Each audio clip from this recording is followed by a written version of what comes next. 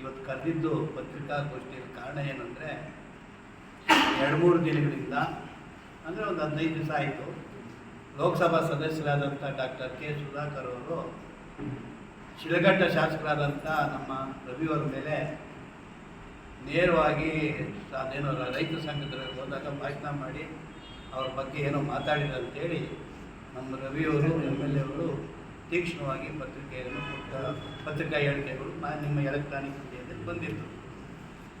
ನಾವು ಯಾಕೆ ಇಷ್ಟು ದಿನ ಮಾತಾಡಿಲ್ಲ ಅಂದರೆ NDAಯಲ್ಲಿ ನಾವಿರೋದ್ರಿಂದ NDAಯಲ್ಲಿ ಒಂದೇ ಪಕ್ಷ ನಾವಿಬ್ಬರು ಜೊತೆಯಲ್ಲಿರೋದ್ರಿಂದ ಮನೆಯಲ್ಲಿ ಏರುಪೇರು ಬಂದಿದ್ದು ಹಿರಿಯರೇ ನೋಡ್ಕೊಳ್ಳಿ, ಹಿರಿಯರೇ ಮಾತಾಡ್ಕೊತಾರೆ ಅಂತೇಳಿ ನಾವು ಸುಮ್ಮನೆ ಇದ್ದೆ.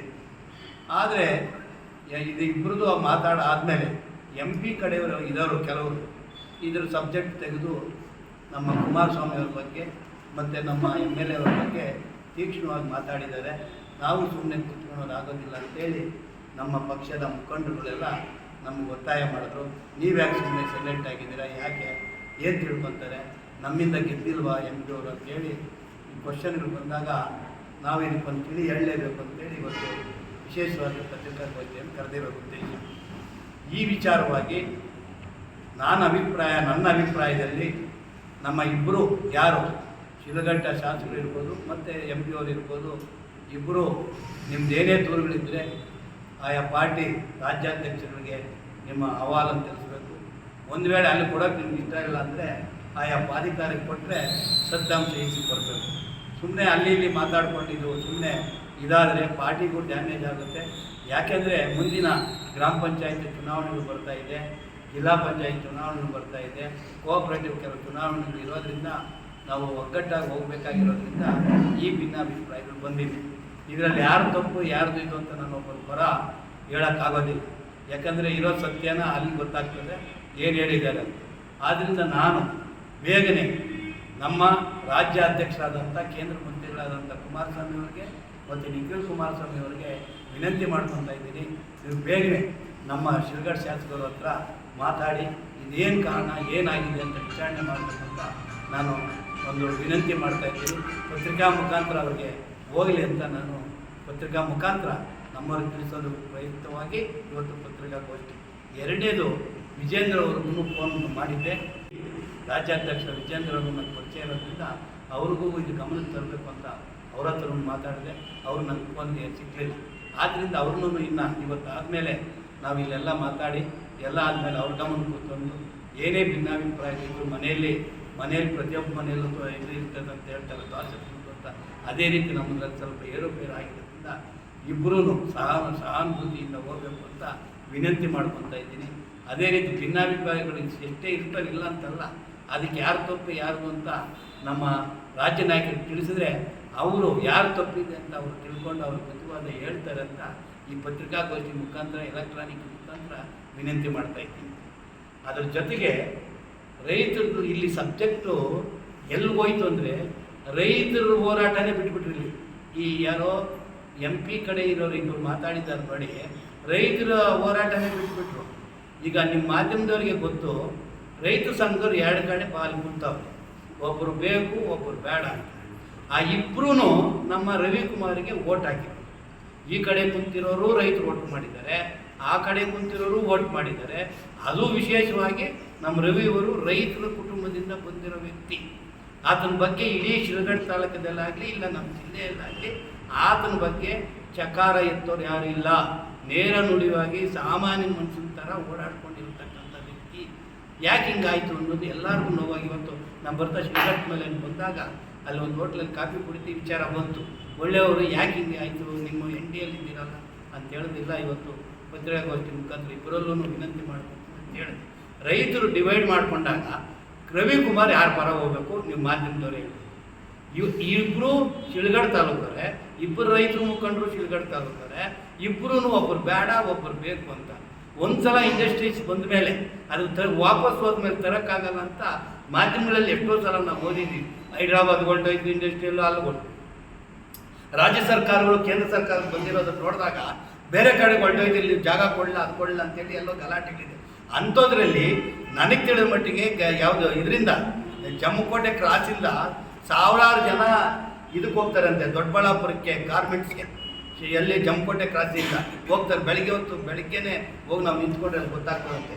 ಆದ್ದರಿಂದ ಒಂದು ಇಂಡಸ್ಟ್ರಿಯಲ್ಲಿ ಬಂದು ಮಾಡೋದ್ರಲ್ಲಿ ತಪ್ಪೇನು? ಅದರಲ್ಲೂ ನಮ್ಮ ರವಿಯವರೇನು ಫಲವತ್ತಾದ ಭೂಮಿಗಳನ್ನು ಬಿಡಬೇಕು ಅಂತ ಹೇಳಿದ್ದಾರೆ.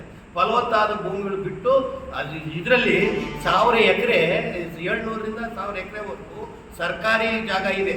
ಮಿಕ್ಕಿದಿನ ಸ್ವಲ್ಪ ಜಾಗ ತಗೊಂಡು ಮಾಡಬೇಕು ಅಂತ ಮಾಡಿರೋದು. ಫಲವತ್ತಾದ MP ಅವ್ರ ಕಡೆಯಿಂದ MP ಅವರು ಹೇಳಿಕೆ ಕೊಡ್ತಾರೆ, ದೊಂಗದನ್ನು ಸೇರ್ಕೊಂಡು ಸಂತರ್ಪ ತಗೊಂಡರು ಅಂದ್ರೆ ಅಲ್ಲಿ ಶಿಡ್ಲಘಟ್ಟ ಚಿಂತಾಮಣಿ ಇಬ್ಬರು ಸೇರ್ಕೊಂಡಕ್ಕೆ ಈ ಒಂದು ಇದನ್ನು ಮಾಡ್ತಾ ಇದ್ದಾರೆ ಅನ್ನೋ ಒಂದು ಹೇಳಿಕೆಯನ್ನ ಈ ಹೋರಾಟದ ವೇದಿಕೆ ನೋಡ್ಬಿಟ್ಟು ಹೇಳಿಕೆಯನ್ನು ಕೊಡ್ತಾರೆ. ಇಲ್ಲಿಂದ ಸ್ಟಾರ್ಟ್ ಆಗಿದ್ದು ಯಾರು ತಪ್ಪು ಮೊದಲು? ಮತ್ತೆ ನೀವು JDS ನವರು ಅದಕ್ಕೆ ಏನು ಪ್ರತಿಕ್ರಿಯೆ ಕೊಡ್ತಿದ್ದೀವಿ? ನೀವು ಜಿಲ್ಲಾಧ್ಯಕ್ಷರಾಗಿ ಏನು ಮಾಡ್ತೀವಿ? ನಾನು ಜಿಲ್ಲಾಧ್ಯಕ್ಷನಾಗಿ ಅದನ್ನೇ ಹೇಳ್ತಾ ಇರೋದು.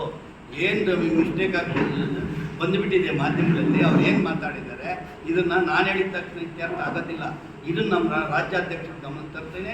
ಈ ಥರ ಎಲ್ಲ ಸಬ್ಜೆಕ್ಟ್ ಬಂದಿದೆ, ಇದರಿಂದ ಈ ಥರ ಆಗಿದೆ, ಇಲ್ಲೇನು ನಡೆದಿದೆ ಘಟನೆಗಳು ಏನು ನಿಮ್ಮ ಮಾಧ್ಯಮಗಳಲ್ಲಿ ಬಂದಿದೆ ಎಲ್ಲ ಕಟಿಂಗ್ ಮಾಡಿ ಇಟ್ಕೊಂಡಿದ್ದೀನಿ. ನಾನು ನೀವೇನೇನು ಮಾತಾಡಿಲ್ಲ ನಿಮ್ಮ ಕ್ಲಿಪ್ಪಿಂಗ್ ಎಲ್ಲ ಇಟ್ಕೊಂಡಿದ್ದೀನಿ. ಇದೆಲ್ಲ ಕುಮಾರಸ್ವಾಮಿಗೆ ತಲುಪಿಸ್ತೀನಿ. ಅವ್ರು ಅದೆಲ್ಲ ಓದ್ಕೊಂಡು ಅದನ್ನು ಏನು ಕ್ಲಿಪ್ಪಿಂಗ್ ಬರ್ತವೆ ಕ್ಲಿಪ್ಪಿಂಗ್ ಎಲ್ಲ ನೋಡಿಕೊಂಡು ಇಬ್ಬರ ಹತ್ರನೂ ಮಾತಾಡ್ತಾರೆ ಅಂತ ನನ್ನ ಅಭಿಪ್ರಾಯ. ಆಮೇಲೆ MP ಅವರು ಇನ್ನೊಂದು ಮಾತಾಡಿದ್ದಾರೆ, ಅಲ್ಲಿ ಮಾತನಾಡ್ತಾ ನೀವು ಯಾವುದೇ ಕಾರಣಕ್ಕೂ ನೀವು ಹೋರಾಟ ಬಿಡಬೇಡಿ, ಜಮೀನು ಬಿಡಬೇಡಿ, ಎಷ್ಟೇ ಕೇಸುಗಳು ಬರಲಿ ನೀವು ಹಾಕಿಸ್ಕೊಳ್ಳಿ.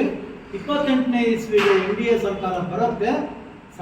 ಸರ್ಕಾರ ಬಂದು ಒಂದು ದಿನದಲ್ಲಿ ನಿಮ್ಮ ಕೇಸುಗಳನ್ನೆಲ್ಲ ನಾನು ನಿಮ್ಮ ಸರ್ಕಾರದಿಂದ ಹಿಂಪಡೆಯುವ ಮಾಡ್ತೀನಿ ಅಂತ ಕೂಡ ಅವ್ರಿಗೆ ಭರವಸೆ ಕೊಟ್ಟಿದ್ದಾರೆ. ನಿಮ್ಮ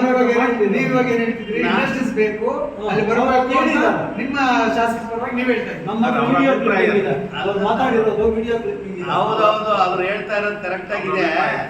ನಾವ್ ಹೇಳ್ತಾರೆ ರವಿಯವರೇನು ರೈತರ ವಿರೋಧ ಅಲ್ಲ. ಇದನ್ನ ಮೊದಲು ನಾನು ಅದನ್ನೇ ರೈತರ ಮಗ ಅಂತ ಯಾಕೆ ಹೇಳಿದೆ ಅಂದ್ರೆ, ರವಿಯವರು ರೈತರು ಅಲ್ಲಿ ಕುಂತಿರೋದು ಇದಕ್ಕೆ ವಿರೋಧ ಇಲ್ಲ. ರವಿಯವರು ಇವಾಗ 2 ಕಡೆನೂ ಕುಂತವ್ರಲ್ಲ ಅಲ್ಲಿ. ನಾನೇನು ಹೇಳಿದೆ ಅಂದ್ರೆ 2 ಕಡೆಯವ್ರು ಶಿಲ್ಘಟ್ಟ ರೈತರೇ ಅಲ್ಲಿ ಕುಂತಿರೋದು. ಸತ್ಯಾಗ್ರಹ ಇರೋದು ಇಬ್ಬರು ಹೌದೋ ಇಲ್ವೋ? 2 ಬಣಗಳು ಕುಂತಿದೆ ಇಲ್ವೋ? ಒಂದು ಬಣ ಬೇಕು ಅಂತ ಹೇಳ್ತಾರೆ, ಒಂದು ಬಣ ಬೇಡ ಅಂತ ಹೇಳ್ತಾ ಇದ್ದಾರೆ. ಅವರಲ್ಲಿ ಇತ್ಯರ್ಥ. ಇಲ್ಲಿ ಯಾರ ರಾಜಕೀಯ ನಾಯಕರು ಇಲ್ಲ. ತಾವು ದಯವಿಟ್ಟು ಇದನ್ನೊಂದು ಮೆನ್ಷನ್ ಮಾಡಿ. ಯಾರ ರಾಜಕೀಯಗಳು ಯಾರ ಪರನೂ ಇಲ್ಲ. ಯಾರು ರವಿಕುಮಾರ್ ಅವರು ರೈತರ ಮಗನಾಗಿ ಹುಟ್ಟಿರೋದ್ರಿಂದ ರೈತರ ಪರವಾಗಿ ಇರೋದು. ಫಲವತ್ತಾದ ಭೂಮಿಗಳನ್ನ ಬಿಡಿ ಅಂತ 400 ಎಕರೆ ಬಿಡಿಸಿದ್ದಾರೆ. ಇಷ್ಟು ಹೋರಾಟ ಆದ್ರೂ ಮೊನ್ನೆ ಏನು ಹೈಕೋರ್ಟ್ ಅಲ್ಲಿ ಸ್ಟೇನು ಸಿಕ್ಕಿದೆಯಾ? ಈಗ ಸ್ಟೇ ಸಿಕ್ಕಿದೆ ಅಂತಲ್ಲ ಈಗ. ಆದ್ರಿಂದ ನಾನು ಹೇಳೋದು ಇದು ಸಬ್ಜೆಕ್ಟ್ ರೈತಗಳು ಓಡಾಟ ಮಾಡ್ತಾ ಇದ್ದಾರೆ.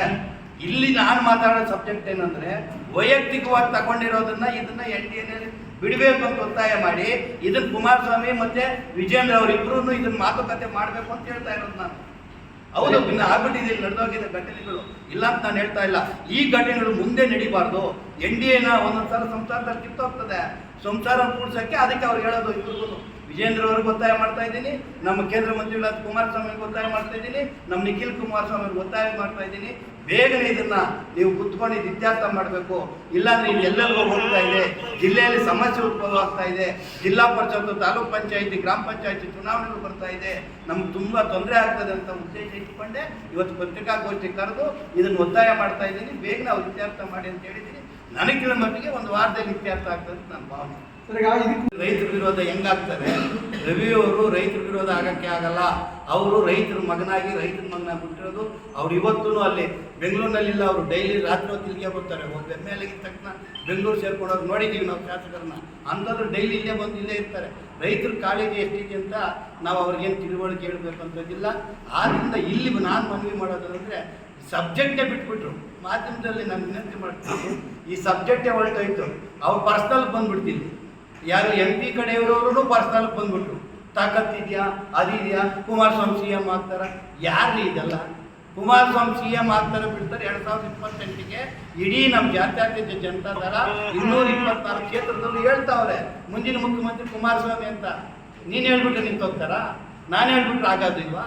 ಇದಲ್ಲ, NDA ಬರಬೇಕು, NDA ಕುಂತ್ಕೊಬೇಕು. ಆಮೇಲೆ ಕುಮಾರಸ್ವಾಮಿನ ನಮ್ಮ ಅಭಿಪ್ರಾಯದಲ್ಲಿ ಕುಮಾರಸ್ವಾಮಿ CM ಅಂತ ಹೇಳಿದ್ದಾರೆ.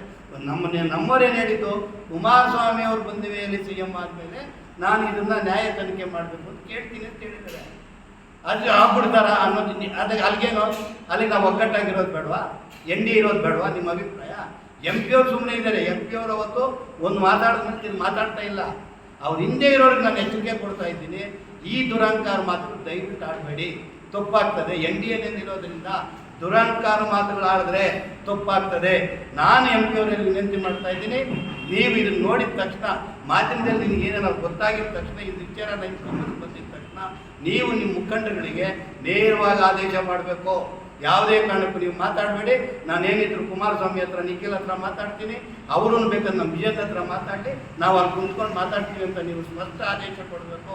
ಇನ್ನೊಂದು ಸಲ ಏನಾದರೂ ಈ ಮಧ್ಯದಲ್ಲಿ ಕುತ್ಕೊಂಡು ಸಿಕ್ಬಿಡ್ತು ಪೇಪರು ಬೈಕ್ ಸಿಕ್ಬಿಡ್ತು ಅಂತ ಮಾತಾಡಿದ್ರೆ ಇದು ಸರಿಯಾಗಿರೋದಿಲ್ಲ. ಇದು ನಾವು ಮನವಿ ಮಾಡ್ತಾ ಇದ್ದೀವಿ.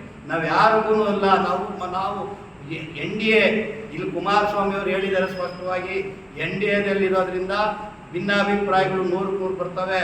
ಭಿನ್ನಾಭಿಪ್ರಾಯಗಳನ್ನ ಹೊಟ್ಟೆ ಒಳಗೆ ಇಟ್ಕೊಂಡು ನಾವು ಕೆಲಸ ಮಾಡಬೇಕು. ನಾವು ಇಲ್ಲಿ ಚೆನ್ನಾಗಿರ್ತೀವಿ, ನೀವು ಕೆಳಗೆ ನೋಡಿ ಕಿತ್ತಾಡ್ಬಿಟ್ರೆ ನಾವು ಅದಕ್ಕೆ ಹೊಣೆ ಆಗೋದಿಲ್ಲ. ನೀವು ಏನಾನ ರೈತರ ಕೆಲಸ ಆಗಲಿ, ಬಡವ್ರ ಕೆಲಸ ಆಗಲಿ, ಏನಾನ ಒಂದು ಕೆಲಸ ಆಗಬೇಕಂದ್ರೆ ನಾವು ಒಗ್ಗಟ್ಟಾಗಿರಬೇಕು. ಅದನ್ನು ನೀವು ಮನಗಂಡಿ ಅಂತ ಹೇಳಿದ್ದಾರೆ. ಅದೇ ರೀತಿಯಲ್ಲಿ ನಾವು ಮನಗಂಡಿದ್ದೀವಿ. ತಾವು ಬೇಗನೆ ಏನು ನಿಖಿಲ್ ಕುಮಾರಸ್ವಾಮಿ ಅವರು, ನಮ್ಮ ಕುಮಾರಣ್ಣವರು ಬೇಗನೆ ಇದನ್ನು ಮಾತಾಡಿ ರವಿಯವರ ಹತ್ರ ಮತ್ತು ನಮ್ಮ MP ಸುಧಾಕರ್ ಹತ್ರ ಮಾತಾಡಿ ಬೇಗನೆ ಇತ್ಯರ್ಥ ಮಾಡಬೇಕು ಅಂತ ಮಾಧ್ಯಮಗಳ ಮುಖಾಂತರ ನಮ್ಮ ನಾಯಕರಲ್ಲಿ ವಿನಂತಿ ಮಾಡ್ಕೊತಾ ಇದ್ದೀನಿ. ಅದೇ ರೀತಿ BJP ನಾಯಕರಿಗೆ ವಿನಂತಿ ಮಾಡ್ಕೊತಾ ಇದ್ದೀನಿ. ನಾನು ಇನ್ನು ಮುಂದೆ ನಾನು ಮಾತಾಡಬೇಕು ಅಂತಿದ್ದೀನಿ. ನಮ್ಮ BJP ಜಿಲ್ಲಾಧ್ಯಕ್ಷರಾದಂಥ ರಾಮಚಂದ್ರೇಗೌಡರ ಹತ್ರ ಮಾತಾಡಿ, ನಾನು ನಿನ್ನೆ ಹೋಗ್ಬೇಕಾದ್ರೆ ನಿಮ್ಮ ಅಧ್ಯಕ್ಷರ ಹತ್ರ ನೀವು ಕರ್ಕೊಂಡೋಗಿ, ನಮ್ಮ ಅಧ್ಯಕ್ಷಗಳ ಹತ್ರ ನಾನು ಕರ್ಕೊಂಡು ಹೋಗ್ತೀನಿ ಬನ್ನಿ ಅಂತ ಹೇಳಿ ನಾವಿಬ್ಬರು ಒಟ್ಟಿಗೆ ಹೋಗಿ ಬೇಗನೆ ಇದಕ್ಕೊಂದು ತಿಳಿ ತರಬೇಕು ಅಂತ ನಿಮ್ಮ ಮಾಧ್ಯಮ ಮುಖಾಂತರ ಒತ್ತಾಯ ಮಾಡಿ ಇವತ್ತು ಮಾಧ್ಯಮಗಳ ಮುಖಾಂತರ ಹೇಳಕ್ಕೆ ಬಯಸ್ತಾ ಇದ್ದೀನಿ.